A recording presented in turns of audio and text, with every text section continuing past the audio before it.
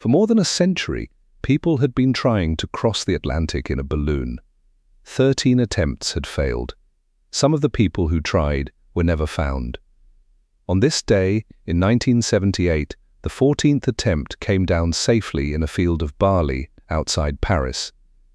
The balloon was called Double Eagle 2, and there were 3 men in the gondola: Ben Abruzzo, Maxie Anderson, and Larry Newman. 2 of them had already failed at this once.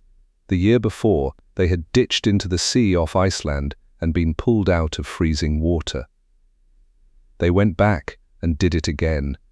They lifted off from Presque Isle in Maine on the 11th of August in a helium balloon with an open gondola built partly like a small boat in case the ocean got them again. A balloon has no engine and no steering. That is the whole problem. You cannot aim at France. You can only go up and down, hunting for a layer of wind that happens to be going the way you want, and then ride it and hope it holds.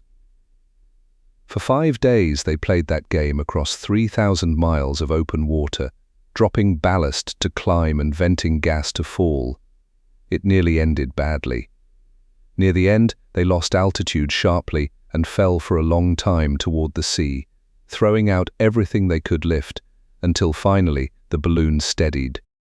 They crossed the Irish coast, then England, then the Channel.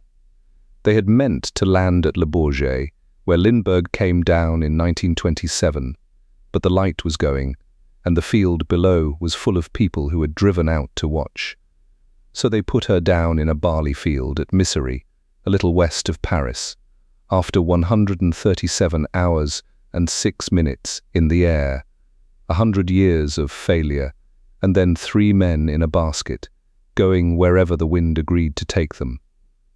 So how many times would you try something after it had already nearly killed you